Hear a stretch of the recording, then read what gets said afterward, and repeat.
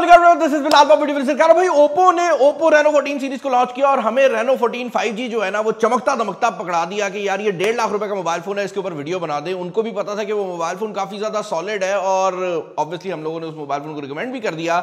लेकिन उसी इवेंट के ऊपर दो और डिवाइसेस लॉन्च हुई, एक रेनो 14F था और एक था रेनो 14 प्रो।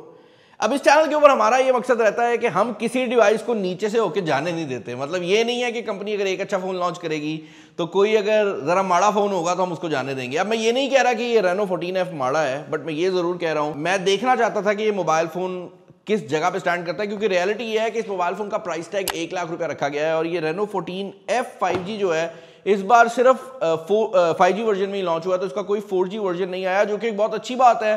क्योंकि लास्ट जनरेशन के अंदर हमने देखा था कि जो 13F का 4G वर्जन था ना, इंतहाई थक्कड़ उसके अंदर प्रोसेसर लगाया हुआ था, तो उसको हमने काफ़ी ज़्यादा जो था वो क्रिटिसिज्म भी देखा था, उसके ऊपर हुआ भी था, हमने भी किया था।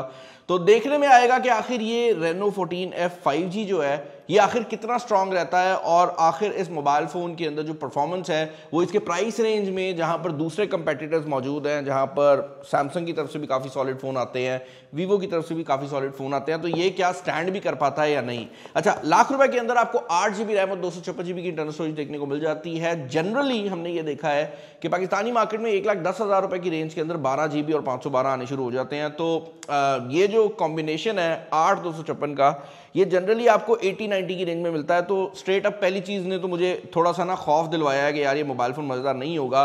जो कलर हमारे पास मौजूद है ये लुमिनस ग्रीन है और ऑनेस्टली स्पीकिंग डब्बे को देखकर ना मेरी थोड़ी सी नेगेटिविटी बन ही रही थी, लेकिन उसके बाद अनबॉक्सिंग शुरू हो जाती है। फर्स्ट ऑफ ऑल तो जो चीज़ आप लोग नोटिस करते हैं वो ये है भाई कि यहाँ पर आपको एक क्विक स्टार्ट गाइड और एक सिलिकॉन केस देखने को मिल जाता है। वह सिलिकॉन केस की क्वालिटी वही है जो कि रेनो 14 5G पे आई थी, यानी बैक जो है वो हार्ड है और साइडें जो है वो पतली मज़ेदार सी रखी गई हैं। अच्छा, next up in the box आपको आपकी डिवाइस देखने को मिल जाती है, लेकिन इससे पहले कि हम डिवाइस की तरफ जाएं हम इसकी चार्जिंग टेक्नोलॉजी को डिस्कस कर लेते हैं। 1 लाख रुपए के अंदर 45 वाट की चार्जिंग दी गई है। Again it is an area जहां पर मैं कह सकता हूं कि अगर 80-90 वाट होती तो ज़्यादा बेहतर हो सकता था, क्योंकि इस प्राइस रेंज के अंदर सिर्फ सैमसंग का A26 है जो कि आपको इससे कम चार्जिंग प्रोवाइड करता है। वरना हमने ओप्पो की तरफ से देखा है कि 80 वाट तो ये मजाक में दे देते थे, तो चार्जर भी जो है ना मुझे थोड़ा सा कम लगा है।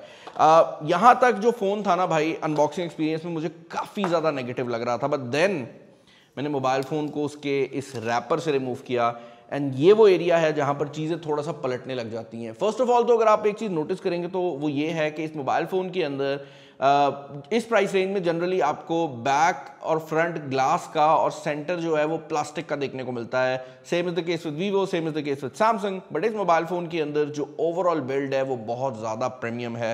इस मोबाइल फ़ोन के अंदर एल्यूमिनियम की बॉडी रखी गई है और बैक और फ्रंट जो ग्लास हैं वो कॉर्निंग गोरिल्ला ग्लास 7i रखा गया है। और जो सबसे बड़ी बात है वो ये है कि इस मोबाइल फ़ोन का वेट इतना ज़्यादा कम है कि आपको नोटिसेबली फील होता है। इस मोबाइल फ़ोन का जो बैक कैमरा का लेआउट है वो भी काफ़ी ज़्यादा प्रीमियम है। इनफैक्ट ये जो कलर है इसको लुमिनस ग्रीन कहती है ओप्पो। मैं इसको आसान करने के लिए कहूँ तो जो बॉटल ग्रीन आता है ना, ये उस जैसा है। आई थिंक लुमिनस ये जो एरिया है इसको थोड़ा सा जो ब्राइट किया उसकी वजह से कह रहे हैं। टाइप सी की पोर्ट आपको देखने को मिल जाती है। नीचे वाली साइड पर आपकी सिम ट्रे है जिसको हम चेक भी कर लेते हैं, क्योंकि इस मोबाइल फ़ोन के अंदर 256GB की स्टोरेज लगाई गई है। तो हो सकता है कि कोई बंदा मेमोरी कार्ड डालने की कोशिश इसके अंदर करे, और अगर वो मेमोरी कार्ड डालेगा तो वो एक मेमोरी कार्ड और एक सिम लगा सकता है, क्योंकि इसके अंदर हाइब्रिड सिम स्लॉट दी गई है। इसके अलावा ऊपर वाली साइड पर आपको आपका नेक्स्ट स्पीकर ग्रिल, एक एक्स्ट्रा बेसिकली माइक है नॉइज कैंसिलेशन का वो, एंड आई थिंक दूसरी साइड पर भी भाई दोनों साइडों पर आपको नॉइज कैंसिलेशन के माइक्रोफोन्स ही देखने को मिल जाते हैं। और इस मोबाइल फोन का जो डिस्प्ले लगाया गया है ये वो एरिया है जहां पर आपको जाकर पता लगता है कि इस मोबाइल फ़ोन के अंदर ओप्पो ने मेहनत की है। उसकी रीज़न ये है कि यहाँ पर जो डिस्प्ले लगाया गया है this is the exact same display की टाइप जो कि आपको इसके बड़े भाई रेनो 14 में देखने को मिल जाती है। यानी कि यहाँ पर काफ़ी कम बेजल्स रखे गए हैं और मोबाइल फ़ोन फील होता है कि आपने काफ़ी प्रीमियम डिवाइस पकड़ी हुई है। और ये चीज़ बड़ी इंपॉर्टेंट है कि ओप्पो काफ़ी टाइम से डिवाइसेस लॉन्च कर रहा था जिनको अगर आप हैंड फील की भी बात करते थे ना तो वो फील नहीं होता था कि वो प्रीमियम है। बट इस मोबाइल फ़ोन के अंदर कोई भी बंदा जो फ़ोन पसंद करता है, नहीं करता, फ़ोन का ज़्यादा यूज़र है नहीं है, वो बता सकता है कि मोबाइल फ़ोन की जो हैंड फील है वो काफ़ी ज़्यादा सॉलिड है। अच्छा, इस मोबाइल फ़ोन के अंदर अगर आप इंटरनल्स की बात करते हैं तो इसके अंदर जो 5G चिप लगाया गया है वो स्नैपड्रैगन का 6 Gen 1 है। स्नैपड्रैगन 6 Gen 1 जो है ये 80 से लाख रुपए की रेंज के अंदर पाकिस्तानी मार्केट में हमने देखा है। It is a very powerful chipset, और अगर आप G100 की बात करते हैं तो G100 से ऑलमोस्ट 75% ज़्यादा परफॉर्मेंस आपको दे देता है। हमने इसकी 6,70,000 से लेकर 6,80,000 के जो एंटूटू स्कोर्स हैं वो देखे हैं, 2-3 बार रन किया था एंटूटू को ताकि कोई गलती ना हो जाए। ये जो प्रोसेसर है काफ़ी ज़्यादा पावरफुल होने के साथ साथ काफ़ी ज़्यादा स्टेबल भी है, जिसका मतलब ये है कि ये बैटरी लाइफ और ओवरऑल जो हीटिंग के इश्यूज हैं उनमें बिल्कुल कोई मसला नहीं आपको करने वाला। तो स्टेबिलिटी वाली साइड से भी फ़ोन काफ़ी सॉलिड है।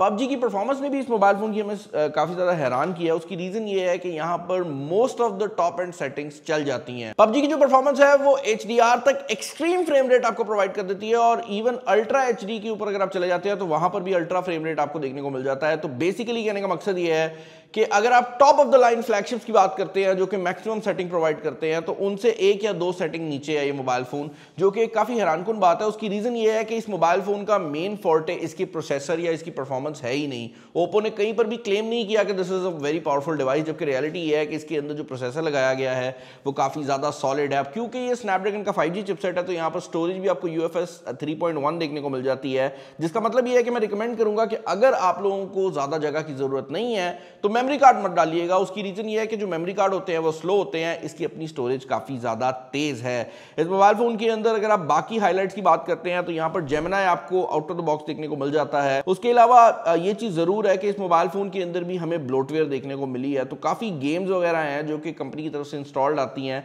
आई थिंक रेनो में नहीं होनी चाहिए, क्योंकि रेनो एक प्रीमियम फ्लैगशिप सीरीज का जो मोबाइल फोन है वो बन जाता है। बाकी कलर OS यहाँ पर मौजूद है जो कि कलर OS 15 बेस्ड है, एंड बेसिकली एंड्रॉयड 15 के ऊपर स्किन लगाई गई है, और वो सारे फीचर्स जो कि आप ओप्पो की again high end devices expect करते हैं वो यहाँ पर भी आपको देखने को मिल जाते हैं। तो अगर आपने ओप्पो का कोई भी टॉप एंड फोन यूज किया है, आपको कोई फीचर ऐसा नहीं है जो कि यहाँ पर मिसिंग लगे। फीचर्स की बात हो ही रही है तो रेनो सीरीज का सबसे बड़ा हाईलाइटिंग फीचर हमेशा उसके कैमराज रहे हैं, और यहाँ पर भी ओप्पो ने कैमराज को काफी ज्यादा प्रमोट किया है। इस मोबाइल फोन के अंदर ऑलमोस्ट वही कैमरा सेटअप आपको देखने को मिल जाता है जो कि पिछली जनरेशन में रेनो 13 में आया था, यानी कि जो 13 का कैमरा था वो उठा के ओप्पो ने अब 14F में लगा दिया, यानी इसका जो बड़ा भाई था उसका कैमरा अब इसके अंदर आ गया है। तो फ्रंट कैमरा आपको 32 मेगापिक्सल का मिल जाता है, और बैक पर मेन कैमरा 50 मेगापिक्सल का लगाकर 8 मेगापिक्सल का एक अल्ट्रा वाइड एंगल कैमरा लगाया गया है। और पहले मैं जरा आपको कैमरा की जो क्वालिटी है वो दिखा लेता हूं, क्योंकि हम लोग इसकी कैमरा क्वालिटी से काफ़ी ज़्यादा सेटिस्फाइड रहे हैं। अगर आपको ऐसी तस्वीरें पसंद आती हैं जिनमें ज़रा स्किन टोन ह्यूमन का अच्छा हो जाए, थोड़ी सी एडिटेड लुक आ जाए और ज़रा क्लैरिटी बेहतर हो जाए, तो तस्वीरों वाली साइड से ये मोबाइल फ़ोन आपको काफ़ी सॉलिड रिजल्ट्स प्रोवाइड करने वाला है। बट जिस चीज़ ने हमें सरप्राइज किया है वो है इस मोबाइल फ़ोन की वीडियो क्वालिटी। उसकी रीज़न ये है कि इस मोबाइल फ़ोन के फ्रंट कैमरा के अंदर आपको 1080p वीडियो क्वालिटी देखने को मिलती है, जिसका आसान मतलब ये है कि आपको 4K देखने को नहीं मिलता। तो पहली नज़र में आपको लगता यह है कि मोबाइल फ़ोन की जो कैमरा परफॉर्मेंस है वो मजेदार नहीं होगी, बट अगर आप ये वीडियो देखें तो आप दो चीजें नोटिस करेंगे। एक तो कलर्स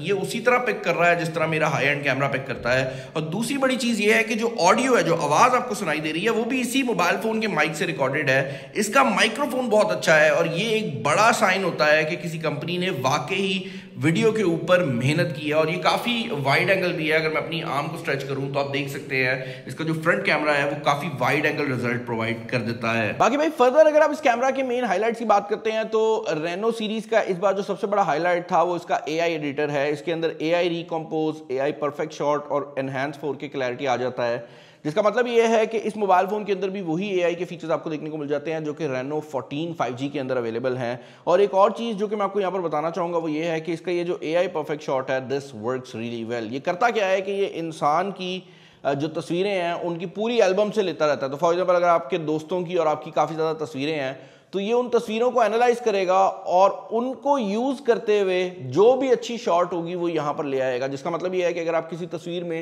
हंसना भूल गए हैं या आपकी तस्वीर आई है, दोस्त हंस रहे हैं लेकिन आपकी शक्ल अजीब सी आ गई है, तो ये आपकी पुरानी तस्वीर से जाकर आपका हंसता चेहरा जो है वो ले आएगा और आपको रिप्लेस कर देगा। या आपकी आंखें अगर किसी तस्वीर में बंद आ गई हैं तो किसी पुरानी तस्वीर से आंखें एनालाइज करके आपकी इस तस्वीर को रिप्लेस कर देगा। ये बड़ा ही अच्छी तरीके से काम करता है। रेनो 14 की वीडियो में हम इसको ऑलरेडी टेस्ट आउट कर चुके हैं तो मैं दोबारा तो नहीं करूंगा, बट AI एडिटर की सारी फंक्शनैलिटी जो है वो यहाँ पर अवेलेबल है। बैटरी की अगर आप बात करते हैं तो बैटरी भी इस मोबाइल फोन की क्लास लीडिंग रखी गई है। यहाँ पर 6000 mAh की बैटरी लगाई गई है जिसके साथ अगेन 45 वाट की चार्जिंग है। तो ओवरऑल अगर आप मुझसे पूछेंगे कि इस मोबाइल फोन के रिलेटेड मेरे क्या ओपिनियंस हैं तो मैं ये कहूँगा कि if you are looking for a phone जो कि गेमर सेंट्रिक हो जो कि सिर्फ गेमर्स के लिए हो, तो शायद आप इसकी तरफ ना देखें। अगर आप एक ऐसा मोबाइल फ़ोन ढूंढ रहे हैं जो कि इस प्राइस रेंज में सबसे ज़्यादा चार्जिंग की स्पीड प्रोवाइड करे, तो शायद आप इस मोबाइल फ़ोन की तरफ ना देखें। लेकिन अगर आप एक ऐसा मोबाइल फ़ोन ढूंढ रहे हैं जो कि हर कैटेगरी के अंदर सेकंड फर्स्ट थर्ड इस तरह खेल रहा हो, यानी कि ओवरऑल एक अच्छी डिवाइस हो जिसको आप 3-4 साल यूज़ करना चाहते हैं, और वो कैमरे में भी अच्छा हो, वो गेमिंग में भी ठीक हो, वो डिस्प्ले में भी अच्छा हो, डिज़ाइन में भी ठीक हो, तो then this device is not only recommended, बल्कि मुझे अच्छा लगा है कि Oppo is finally back in Pakistani market. उसकी रीज़न ये है कि पीछे जो फ़ोन वो लॉन्च कर रहे थे ना, हमने उन्हें बहुत क्रिटिसाइज़ किया है, एंड आई थिंक ओप्पो ने वो कहीं सुन भी लिया है और ये बेहतर किया है। मतलब ये पहले के निस्बत काफ़ी ज़्यादा बेहतर है। एक चीज़ अगर मैं कहूँ मुझे मिसिंग लगी है, वो ये है कि ये जो बैक पे 2 मेगापिक्सल के सेंसर लगा रहे हैं ना, ये रेनो में नहीं होना चाहिए यार। ये रेनो की सीरीज़ पे नहीं होना चाहिए। मतलब ये 2 कैमरे लगा देते ठीक था, ये 2 मेगापिक्सल का सेंसर कुछ करता नहीं है, तो इसको ट्रिपल कैमरे का वाला जो फेकनेस है ना, वो नहीं होनी चाहिए। But overall this is a really nice looking device. मुझे नीचे कमेंट्स में बताइएगा कि इस फ़ोन के रिलेटेड आपके क्या ओपिनियंस हैं। चैनल पर नए हैं, चैनल को सब्सक्राइब कर लें। इस वीडियो में इतना ही। This is Bilal signing off. अल्लाह हाफ़िज़।